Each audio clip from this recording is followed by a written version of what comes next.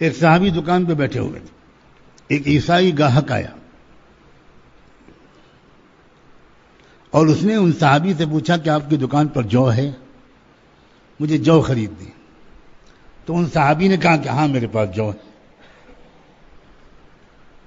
تو اس گاہک نے کہا کہ جو عیسائی گاہک تھا کہ مجھے اتنی جو دے دیجیے.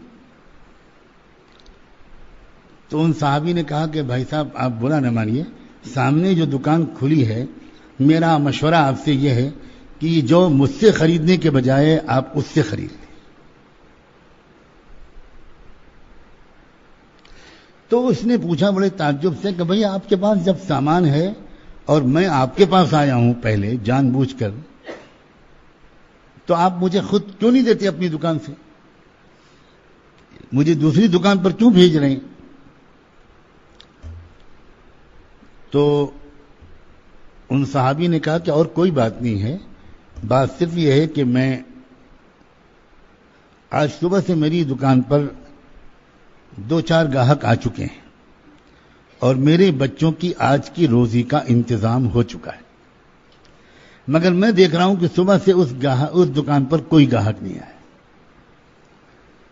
تو آپ اس کے یہاں سے لے لیں گے تو اس کو بھی بھلا ہو جائے گا. تو عیسائی گاہک خاموش ہو گیا اور جس دکان کا پتہ بتایا تھا وہیں سے وہ سودا اس نے لیا. لیکن وہ لینے کے بعد بجائے گھر جانے کے وہ واپس پھر اسی مسلمان کی دکان پر, انہی صحابی کی دکان پر آئے. تو انہوں نے پوچھا کہ کیا ہوا, آپ کو وہاں مل گیا سامان؟ کہاں وہ تو مل گیا. پھر آپ یہاں کیسے آئے فرمائیے؟ تو اس کا جواب یہ تھا کہ بھائی جو تو میں نے وہاں سے لے لی, مجھے تم سے ایمان لینا ہے, مجھے کلمہ پڑھا دو. اب اس شخص نے جواب دیا ان دکاندار نے کہ اتنا بڑا فیصلہ آپ اتنی جلدی میں کر رہے ہیں, ذرا سوچ لیجیے. تو اس کا جواب تھا اس عیسائی کا کہ جلدی کی بات نہیں ہے, میرا دل یہ گواہی دے رہا ہے کہ جس مذہب کے ماننے والے ایک عام دکاندار کے اخلاق کا یہ عالم ہے, اس مذہب کے لانے والے پیغمبر کے اخلاق اور ہمدردی کا کیا حال ہوگا. اس طرح اسلام پھیلتا. اسلام بیانوں سے کبھی نہیں پھیلے گا,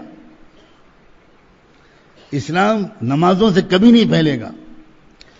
حضرت جی مولانا یوسف صاحب رحمۃ اللہ علیہ بہت کھول کر اس مضمون کو بیان کرتے تھے, ڈنکے کی چوٹ پر کہتے تھے.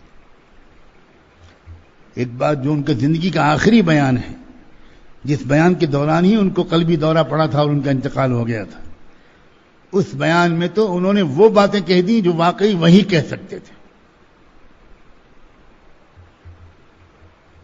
سارا بیان اسی مضمون پر تھا.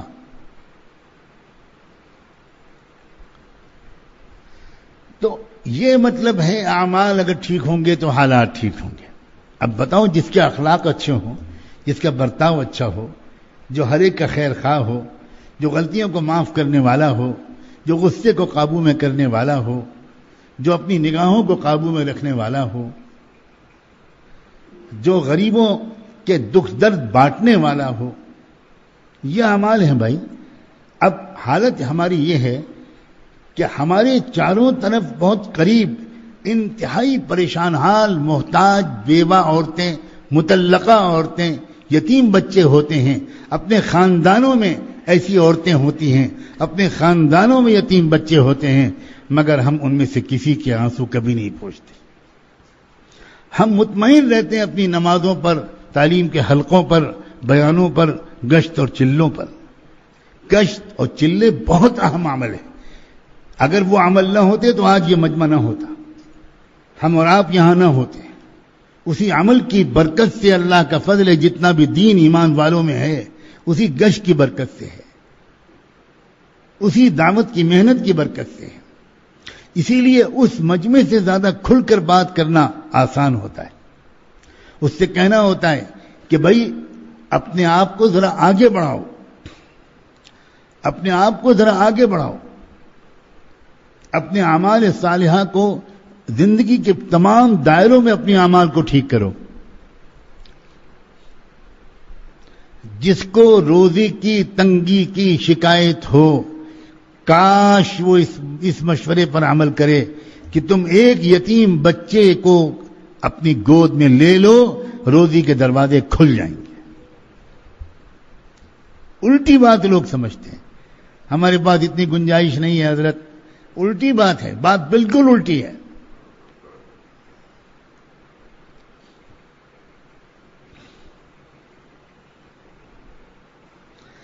ابھی پرسوں صبح کی بات ہے، فجر کی نماز سے پہلے ایک فون آیا میرے پاس،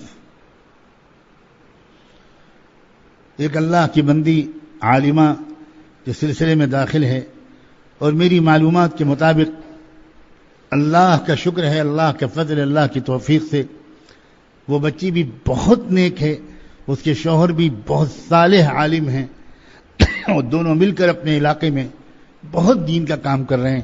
اللہ نظر بد سے بچائے اور قبول فرمائے۔ اس اللہ کی بندی نے فون کر کے مجھ سے کہا کہ حضرت میں کئی مہینے سے بات کرنا چاہ رہی ہوں، بات ہی نہیں ہو پا رہی آپ سے۔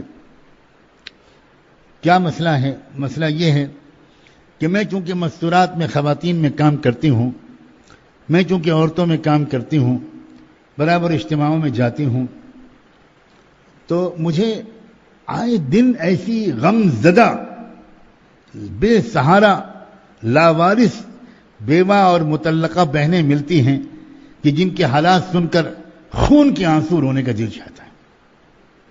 اتنا دکھ ہوتا ہے کہ وہ کیسی زندگی گزار رہی ہیں، کیا ہو رہا ہے ان کے ساتھ، کیا سلوک ہو رہا ہے۔ نہ سسرال میں ان کی کوئی جگہ، نہ میکے والے ان کو رکھنے کے لیے تیار، کوئی کہاں زندگی گزار رہی ہے، کوئی اپنے بچوں کی خاطر بس جی رہی ہے بیچاری۔ عمر ہے 30 سال، عمر ہے 28 سال، اسی عمر میں بیوہ ہو گئی، اسی عمر میں طلاق ہو گئی۔ اب وہ بیچاری دوسری شادی کرنے کو اس لیے نہیں سوچتی کہ میرے بچوں کا کیا ہوگا، اب میں ان بچوں کی خاطر زندگی کاٹ دوں گی، بس یہ دعا کریے کہ میرے بچے اپنے پیروں پہ کھڑے ہو جائیں اور ان کی شادیاں ہو جائیں، پھر اللہ مجھے اٹھا لے، میں اور اب کسی مقصد کے لیے جینا نہیں چاہتی۔ ایک ماں ہے، ماں اپنے بچے کے لیے میں جینا چاہتی ہوں۔ اس اللہ کی بندی نے مجھ سے فون پر کہا کہ حضرت اتنی کثرت سے ایسے کیسز علم میں آئے ہیں کہ بس میری آنکھوں سے خون نکلنے لگا کہ یا اللہ میں کیا کروں۔ میں پچھلے 4-5 مہینے سے ایک بات سوچتی ہوں، برابر اس کا عزم کرتی ہوں، ارادہ پختہ ہوتا جاتا ہے، لیکن آپ میرے شیخ ہیں، میں نے سوچا تھا کہ میں آپ سے اپنا حال دل بیان کر کے آپ سے مشورہ لوں گی تب کوئی قدم اٹھاؤں گی۔ میرا دل یہ چاہ رہا ہے کہ میں اپنے شوہر سے جو آپ کے شاگرد ہیں اور آپ جانتے ہیں وہ کتنے صالح ہیں، کتنے پیارے انسان ہیں، میں ان سے یہ خوشامد کر کے کہوں کہ آپ ان میں سے کسی بیوہ یا مطلقہ سے آپ نکاح کر لیجئے۔ میں عورت ذات ہوں، میں جانتی ہوں کہ ایک سوکن کا لانا عورت کے لیے کتنا مشکل ہوتا ہے۔ حضرت میں یقین دلاتی ہوں انشاءاللہ میں اس کی خادمہ بن کر رہوں گی، بس میری تسلی کا اتنا سامان ہوگا کہ ایک بندی خدا، ایک بہن کے آنسو میں نے پوچھے، ایک غم میں نے بانٹا۔ حضرت آپ اجازت دے دیجئے، پھر میں ان سے بات کروں، پھر وہ خود ہی آپ سے رابطہ قائم کریں گے۔ حضرت میں یقین دلاتی ہوں کہ یہ میرا مقصد ہے، اور مجھے امید ہے میرے شوہر میری نیت پر بھروسہ کر کے مان جائیں گے۔ آپ کسی طرح مجھے مشورہ دے دیجئے، کیا میں ایسا کروں؟ میں سچ کہتا ہوں، میں جواب کیا دیتا، مجھے رشک آتا رہا اس بندی پر، سلام بھیجتا رہا اس اللہ کی بندی پر، دعا کرتا رہا کہ اللہ اس کے اخلاص کو، اس کی خیر خواہی کو، اس کی انسانیت دوستی کو اور بڑھائے۔ یہ ہے حقیقی اسلام اور یہ ہے اعمال صالحہ۔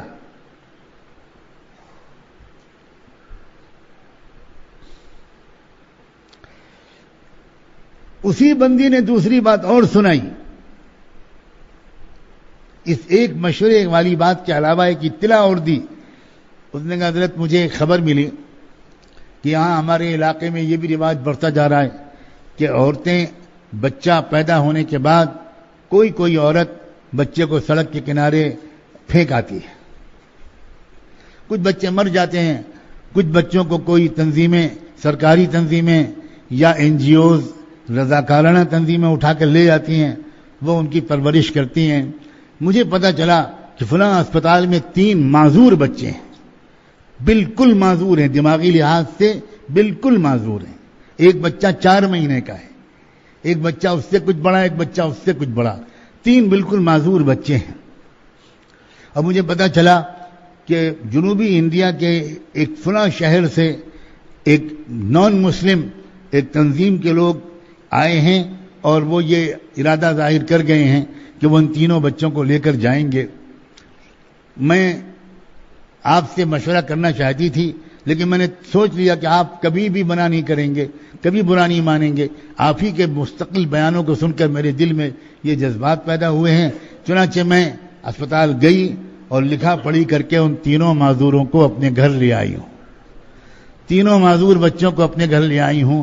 اور حضرت آپ کو میں کیا بتاؤں، میرا یقیناً مراقبہ کم ہو گیا، میری تلاوت کچھ گھٹ گئی رمضان میں، لیکن مجھے میرے دل کو وہ سکون ملتا ہے کہ میں ان بچوں کو جب کھلاتی پلاتی ہوں، نہلاتی دھلاتی ہوں، ان بچوں کی خدمت کرتی ہوں، تو مجھے صاف لگتا ہے کہ میرا رب مجھ سے راضی ہو رہا ہے اور اللہ میرا رب مجھے مغفرت کر دے گا، معاف کر دے گا. یہ ہے اسلام، یہ ہے اعمال صالحہ.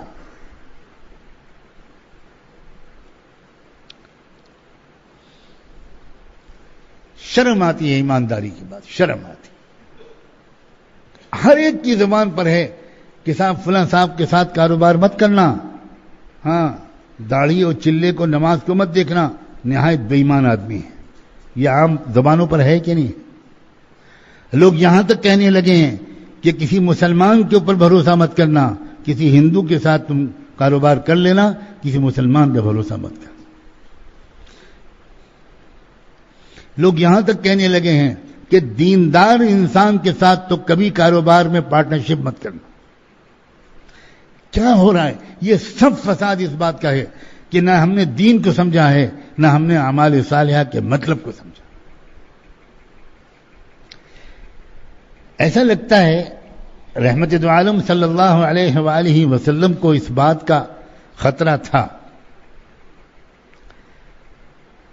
آپ کے قلب کو اللہ نے جو فراست دی تھی، جو بصیرت دی تھی، ایسا لگتا ہے کہ آپ کو اس بات کا اندیشہ تھا کہ آگے آنے والے زمانے میں دین کا تصور بگڑ جائے گا اور لوگ دین کو 2-4 اعمال میں محدود کر دیں گے اور زیادہ سے زیادہ عبادات کی لائن کے 2-4 اعمال ہوں گے جن کو وہ اعمال سمجھیں گے اور جن کو دین سمجھیں گے.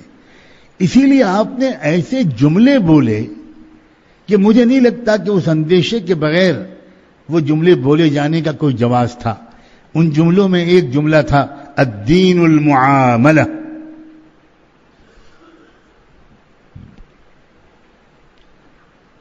عربی زبان کا ایک بنیادی اصول ہے کہ جب مبتدا اور خبر دونوں معرف بالالف واللام ہو، جب دونوں پر الف لام داخل ہو تو اس کا مطلب ہوتا ہے حصر. یعنی الدین المعاملہ کا مطلب دین نام ہی معاملے کا ہے، دین نام ہی معاملات کا ہے. اور آج سب سے خراب شعبہ نماز پڑھنے والے مسلمانوں کا معاملات ہے. معاشرت میں بیان کر رہا تھا جس میں نکاح، گھریلو زندگی، جہیز کا معاملہ، رشتے کا انتخاب، کیسی بہو لانی چاہیے، کیسا داماد ڈھونڈنا چاہیے، رشتہ اپنی بیٹی کا کہاں کرنا چاہیے، بیٹے کا رشتہ کہاں کرنا چاہیے، شادی کی تقریب کیسے کرنی چاہیے، ان سب پہ میں نے اشارے کیے. بچوں کے ساتھ کیسا برتاؤ ہونا چاہیے، شوہر کا بیوی کے ساتھ، بیوی کا شوہر کے ساتھ کیا برتاؤ ہونا چاہیے، بہو کا ساس کے ساتھ، ساس کا بہو کے ساتھ کیا برتاؤ ہونا چاہیے. ایک گھر دیکھنے کو آنکھیں ترس جاتی ہیں جہاں بہو اور ساس میں واقعی محبت ہو. سب سے اچھا گھرانہ وہ ہے جہاں مہابھارت نہ ہو رہی ہو. لڑائی تو ہر جگہ ہے، تو میں تو ہر جگہ ہے.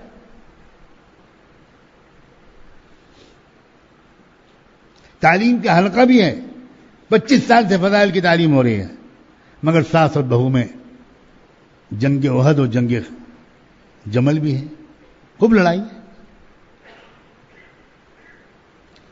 گھرانہ ہے بھائی؟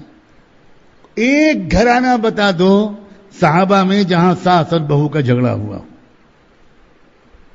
ایک گھرانہ بتا. کوئی صحابہ کا دشمن بھی ڈھونڈ کے نہیں لا سکتا ایسا کوئی قصہ. بہت تصور ہی نہیں تھا ان باتوں.